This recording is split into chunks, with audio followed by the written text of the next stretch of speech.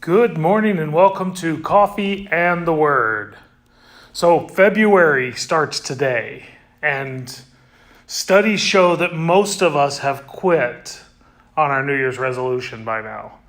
And so I want to encourage you to stay the course. I want to encourage you to go back to it. It's okay that it's not January anymore. In fact, let February 1st be your new beginning. And it's okay if you have to start over several times, just get back at it. If your goal this year was to read the Bible more, read the Bible today. If your goal was to pray more or build a deeper, more intimate relationship with God, get after it. If your goal was to get healthier this year, get after it. Like today is February 1st. You can pretend, you have to pretend. It's a new month. You could take this 1 week at a time. It's a new week. You can do the things that you need to do. And hard things require commitment and oftentimes require us to stay the course, which is the title of today's Coffee and the Word. And I'm gonna fast forward. We've been doing the study of the book of Exodus, and I'm gonna fast forward through what God does to deliver the children of Israel out of the hands of the Egyptians. He sends 10 plagues, and the plagues are progressively worse. And the final plague was the death of the firstborn. And of course, that's where the whole Passover concept comes from. And then we find out that Christ is our Passover lamb. I am skipping that for now. But around Easter time, we're going to go back to that. And hopefully you'll have enough knowledge that when I start discussing the Passover lamb and what all that represents and how prophetic the Passover lamb was, I think it'll be an encouragement to us. But today is Encouragement Monday, and my encouragement to you is to stay the course. Here's what happened. These Israelites had watched the Egyptians plagued by plagues, and all of the plagues seemed to bypass the Israelites. They were not subjected to the same kind of torment that the Egyptians were. And finally, Pharaoh says, you know what? Get out of here. I don't want you here anymore. Leave. You are bringing calamity on my house. I want you to leave. And so the Israelites are dancing in the streets and they're moving out. And not only did God deliver them out of the hands of the Egyptians, he plundered the Egyptians. They were able to take wealth. They were able to take livestock. They were able to take stuff with them on this journey they were about to go on. God delivered on his promise, not in the way that we expect, which is usually the case. I just want you to understand something. God usually doesn't ask you how you want him to deliver you, right? If you read scripture, God usually delivers you through the trusting process. And so the Israelites are marching and dancing in the street, and they're headed out, and they're headed to this promised land that they've been promised, and Moses is leading the way, and I bet there were songs. I bet there was just celebration galore. But then we get to chapter 14 of the book of Exodus. And here's what it says. The king of Egypt was told that the people had fled. Pharaoh and his officials changed their mind about them and said, "What have we done? We let the Israelites go and lost their services." So he had his chariot made ready, and he took his army with him. He took 600 of his best chariots along with all the other chariots in Egypt, with officers over all of them. The Lord hardened the heart of Pharaoh, king of Egypt, so that he pursued the Israelites who were marching out boldly. The Egyptians, all Pharaoh's horses and chariots, horsemen, and troops pursued the Israelites and overtook them as they camped at the sea near Hirath, opposite Baal Zephon. So, here we have an interesting situation, right? Pharaoh says, "Get out of here, I don't want you." And then Pharaoh's like, "Hey, where'd our servants go?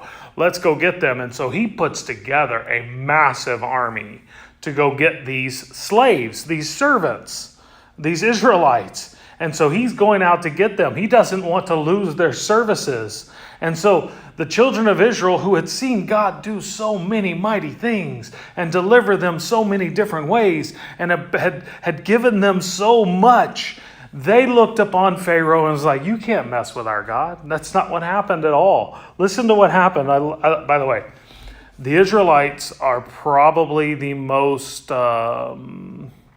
I don't want to call them the most because we're probably just as bad, but they're extremely hyperbolic, right? They are given for the extreme. Listen to what they say. As Pharaoh approached, the Israelites looked up, and there were the Egyptians marching after them. They were terrified and cried out to the Lord. They said to Moses, "Was it because there were no graves in Egypt that you brought us out to the desert to die? What have you done to us by bringing us up out of Egypt? Didn't we say to you in Egypt, 'Leave us alone, let us serve the Egyptians'? It would have been better for us to serve the Egyptians than to die in the desert." I'm telling you, there are people who are known for the extreme. And it's funny to me, not funny, haha, but it's funny to me that this is a great analogy of our own reality. We have a tendency to look at circumstances that we're in the moment and forget how many times God has showed up. You know, I have lots of people in my life that are worrywarts, and they worry about everything, and they're afraid of everything, and yet their whole life is filled with God's deliverance after God's deliverance, God showing up, God's blessings, God's answered prayers, and yet they continue to look back at the Egyptians who are coming after them, believing that God can't lead them through this. And I love the way they're like, "Oh, were there no graves in Egypt for us to die? You brought us out here so it wouldn't be hard for you." I mean, how ridiculous is this attitude? And of course, Moses says the very thing that God says to us over and over and over again. He says, "Do not be afraid, stand firm, and you will see the deliverance the Lord will bring you today. The Egyptians you see today will never see you again. The Lord will fight for you. You only need be still. Stay the course." These people are frozen in terror, and rightfully so. Their eyes are telling them that everything is against them. They're not an army. They're servants and slaves. They're not an army. They don't have weapons of warfare. They have tools of the trade. And they look back, and this army's coming with 600 of his best chariots and all the rest of the chariots and all these horsemen, and all these armies are marching after them. You would be afraid too. And I want to encourage you about something. When God says, "Do not be afraid, stand firm, be courageous," He's telling you to go against your natural instinct of fear. He's telling you that courage is standing up in confidence in the face of fear. Stay the course. And I know most of you know this story.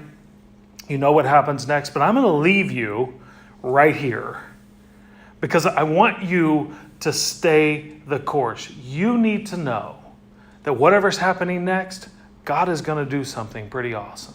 And I know many of you need to hear this today because we tend to look at our circumstances and become disgruntled and fearful. And I'm here to tell you, you have reason neither to be disgruntled nor to be fearful, but you have lots of reasons to glorify the God in heaven. I hope this encourages you today. I hope you get back on track if you've been off track. I hope you stay the course if you've been on course. I hope that you recognize that all of the enemies that are assaulting you are no match for the God who's rescuing you. And He has promised us many things. So tomorrow, we'll start to discover how God decides to handle this. But I want you to leave you with this promise that Pharaoh makes. The Lord will fight for you. You only need to be still. Stay the course. I hope you have a blessed Monday. This has been another edition of Coffee and the Word. See you tomorrow.